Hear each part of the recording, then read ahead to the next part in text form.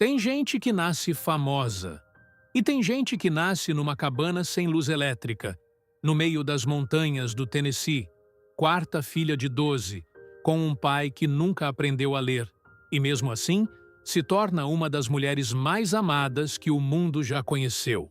Dolly Parton morreu hoje, 25 de agosto de 2026. 80 anos. E as manchetes vão falar da rainha do country, dos hits, do cabelo loiro, dos looks extravagantes. Mas isso não é o que nós vamos contar aqui. O que a maioria das pessoas não sabe é o que aconteceu nos últimos meses de vida de Dolly Parton. O que ela carregou em silêncio. O que ela perdeu antes de ir. E o que ela fez até o fim, com o que tinha nas mãos. Porque existe uma diferença enorme entre a Dolly Parton, que virou ícone, e a mulher real que existia por baixo dos diamantes e dos sorrisos. E essa história, a história verdadeira, merece ser contada do jeito certo. Você conhecia essa parte da vida dela? Comenta aqui embaixo, porque a maioria das pessoas não conhecia. Dolly Rebecca Parton nasceu em 19 de janeiro de 1946, numa cabana de um cômodo às margens do rio Little Pigeon, perto de Sevierville, no Tennessee.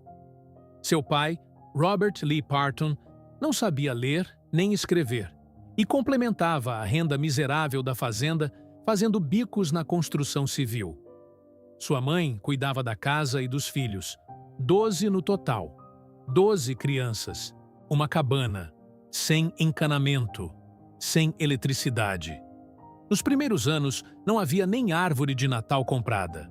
O pai cortava uma no mato e a família fazia os próprios enfeites. Pobreza real, não pobreza de filme. E ainda assim, havia música. A mãe cantava baladas dos Apalaches antes de dormir. Dolly começou a cantar antes mesmo de entender o que as palavras significavam. Aos 7 anos, já se apresentava numa igreja local usando uma garrafa de água como microfone imaginário.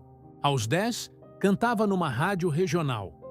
Aos 13, estava em Nashville, tentando fazer acontecer o que ninguém na sua família jamais havia conseguido.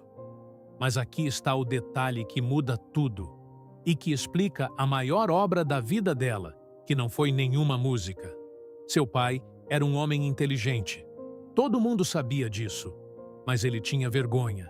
Vergonha profunda de não saber ler. E Dolly viu isso a vida inteira. Viu o que a falta de acesso faz com uma pessoa brilhante. Aquela vergonha silenciosa do pai ficou dentro dela, não como trauma, como combustível. A menina que cresceu sem livros em casa se tornaria, décadas depois, a mulher que enviaria mais de 200 milhões de livros para crianças ao redor do mundo. Mas esse capítulo ainda estava longe. Antes disso, ela precisava sobreviver a Nashville e a uma indústria que queria moldá-la num formato que ela nunca aceitou ser. Mas como uma menina assim, saída do nada, chega onde chegou? Para entender isso, você precisa conhecer o que aconteceu quando ela cruzou aquela cidade pela primeira vez. Dolly chegou a Nashville no dia em que terminou o ensino médio. Literalmente no dia seguinte à formatura. Pegou o primeiro ônibus disponível com uma mala pequena e uma certeza que não tinha nenhuma base racional para existir. A de que ela pertencia àquela cidade. No primeiro dia, foi lavar roupa numa lavanderia chamada Wishy Washy Laundromat. Foi lá que conheceu Carl Dean, um rapaz de Nashville que fez algo que poucos homens faziam com ela. Olhou para o rosto dela, não para o resto. 2 anos depois, eles se casaram numa cerimônia pequeníssima em Ringgold, Geórgia. Só a mãe dela e um pastor. Sem tapete vermelho, sem fotógrafo, sem indústria. Carl nunca pisou num evento da indústria musical. Em 60 anos de casamento, ele evitou cada câmera, cada red carpet, cada entrevista. E Dolly sempre disse que esse era o segredo. Ele a amava, não a carreira. Mas a carreira veio com tudo. Em 1974, ela lançou Jolene, escrita numa única tarde, inspirada numa atendente de banco loira que flertava demais com Carl. a música chegou ao número 1 nas paradas country. Depois veio I Will Always Love You, que ela escreveu para se despedir do parceiro musical Porter Wagoner quando decidiu seguir em carreira solo. A música foi regravada por Whitney Houston em 1992 e se tornou um dos singles mais vendidos da história da música. Dolly recebeu os royalties por décadas. Em 1980, estrelou 9 to 5 ao lado de Jane Fonda e Lily Tomlin. O filme foi um fenômeno. A música tema que ela escreveu ganhou o Grammy. O mundo, que antes só a conhecia como cantora country, passou a vê-la como estrela global. 7 décadas de carreira. Mais de 160 milhões de álbuns vendidos. 25 números 1 nas paradas country americanas. O único ser humano da história a ser indicado ao Grammy, ao Oscar, ao Tony e ao Emmy. Você se lembra da primeira vez que ouviu Jolene? Comenta aqui, porque tem gente que ouviu essa música sem nunca saber a história por trás dela. Mas por baixo de tudo isso, dos prêmios, dos recordes, da fama, existia algo que a indústria nunca contou direito. Existe uma coisa que a indústria do entretenimento faz muito bem: pegar uma mulher complexa e transformá-la num símbolo simples. Com Dolly Parton, funcionou por décadas. O cabelo loiro, o sorriso permanente, as piadas sobre o próprio corpo que ela mesma contava antes que alguém pudesse contar por ela. Custa muito caro fazer uma pessoa parecer tão brega quanto eu, ela dizia, e todo mundo ria, e ninguém parava para perguntar o que estava por baixo daquele sorriso. O que estava por baixo era mais complicado. Durante anos, Dolly Parton foi sistematicamente subestimada como compositora. A indústria via a imagem extravagante e concluía que não podia existir profundidade ali. Executivos tentaram mudar seu visual, suavizar sua voz, torná-la mais palatável para o público mainstream. Ela recusou cada vez. Mas recusar tem um custo, e o custo foi anos de resistência constante num ambiente que preferia que ela fosse decorativa. Havia também o peso do silêncio que ela escolheu carregar sobre sua vida privada. Dolly e Carl não tiveram filhos. Ela nunca explicou o porquê de forma definitiva. E a imprensa passou décadas especulando, perguntando, insinuando. Ela respondia com humor. Mas o humor era também uma armadura. E depois veio março de 2025. Carl Dean morreu em 3 de março de 2025, aos 82 anos, depois de quase 60 anos ao lado dela. Dolly disse publicamente que as palavras não eram suficientes para descrever o amor que os dois compartilharam. Mas o que ela disse numa entrevista à revista People, poucos dias antes de morrer, era ainda mais revelador. Admitiu que tinha negligenciado a própria saúde enquanto cuidava de Carl nos últimos anos de vida dele. Ela colocou a vida do marido à frente da própria. E quando ele foi, o corpo dela começou a cobrar a conta.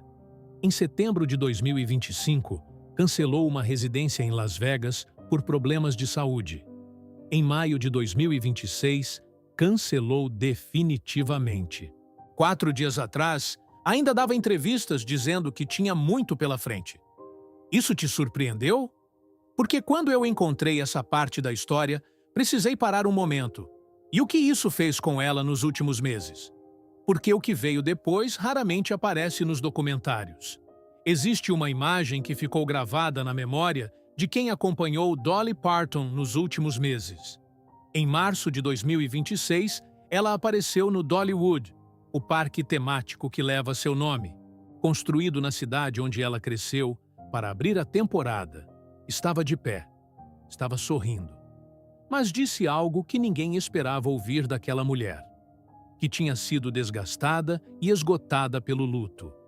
Que perder Carl tinha tirado algo dela que ela ainda estava tentando recuperar. Dolly Parton, que por 60 anos havia mantido uma energia que parecia sobrenatural, estava dizendo em público que estava cansada. E o cansaço tinha um nome concreto. Ela havia passado os anos finais da vida de Carl cuidando dele em tempo integral, abrindo mão de shows, de projetos, de tudo que não fosse estar ao lado do homem com quem havia passado quase 6 décadas. Quando ele morreu, ela olhou para a própria saúde e percebeu que havia adiado demais. Problemas renais que ela havia ignorado enquanto cuidava do marido. Tratamentos que ela postergou. Um corpo que havia esperado pacientemente e que, em determinado momento, parou de esperar. Numa entrevista à People dada na última sexta-feira, 21 de agosto, 4 dias antes de morrer, ela disse que estava lidando com problemas de saúde que não havia prestado atenção quando estava cuidando de Carl. E disse também que havia passado por momentos difíceis antes, que ia sarar, que ainda tinha coisas a fazer. 4 dias depois, seu sobrinho Brian Seaver gravou um vídeo no Instagram para anunciar que ela havia partido. Disse que Dolly havia pedido a ele, anos atrás, que fizesse esse anúncio quando chegasse a hora. Ela havia planejado até a própria despedida. Até no fim, pensou nos outros antes de si mesma. Então, como alguém que viveu assim, dando até o fim, deixa um legado que não some com ela? A resposta não é o que você imagina. Em 1995, Dolly Parton fez uma coisa que ninguém esperava de uma estrela do country no auge da fama. Ela voltou para o condado onde havia nascido, Sevier County, Tennessee, e criou um programa chamado Imagination Library. A ideia era simples e absurdamente ambiciosa ao mesmo tempo. Enviar um livro por mês, gratuitamente, para cada criança desde o nascimento até os 5 anos de idade, independente da renda da família. A inspiração era o pai, o homem inteligente que tinha vergonha de não saber ler. Se você sabe ler, você pode se educar sozinho se precisar, ela disse certa vez. E ela sabia disso porque havia feito exatamente isso. Havia saído de uma cabana sem eletricidade e construído um dos maiores legados culturais do século XX. O programa começou com 1.760 livros distribuídos numa única cidade. Hoje, opera em 5 países. Até o momento da sua morte, a Imagination Library havia enviado mais de 200 milhões de livros para crianças ao redor do mundo. 200 milhões. Mas o legado não para aí. Em 2020, quando a pandemia fechou o mundo, ela doou $1 milhão para a pesquisa da vacina contra a Covid-19. Em 2017, quando incêndios destruíram comunidades inteiras no Tennessee, ela distribuiu milhões de dólares diretamente para as famílias afetadas, sem burocracia, sem formulário, sem espera. Ela não ficou famosa por ser generosa. Ela foi generosa muito antes de qualquer câmera estar apontada para ela. E é por isso que hoje, quando o mundo acorda com a notícia da sua morte, a reação não é só de tristeza. É de algo mais raro. A sensação de que o mundo foi genuinamente melhor por ela ter existido. Se você acompanhou essa história até aqui, comenta o que mais te surpreendeu na vida dela. A gente lê todos os comentários. E o que tudo isso significa no fim das contas. Porque existe uma tese nessa história que vai além da música, além da fama, além de qualquer prêmio. Aqui está o que a história de Dolly Parton realmente prova. Quando você tira os holofotes, os prêmios e o cabelo loiro, que é possível vir do nada absoluto e não usar isso como desculpa. Que é possível ser subestimada por décadas e não deixar que isso defina o tamanho do que você constrói. Que é possível amar alguém por 60 anos sem precisar que o mundo veja esse amor para que ele seja real. E que é possível, até no último suspiro, pensar primeiro nos outros. Ela disse uma vez uma coisa que resume tudo. Eu queria fazer um trabalho muito bom e queria que ele fizesse uma diferença real no mundo. Fez. Dolly Rebecca Parton. Nascida numa cabana sem luz elétrica em 19 de janeiro de 1946. Morta em paz em Nashville, em 25 de agosto de 2026.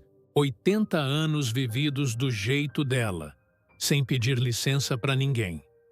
Se essa história te tocou, deixa o like, porque histórias assim merecem ser ouvidas por mais gente. Se inscreve no canal para não perder o que vem por aí. A gente se vê na próxima.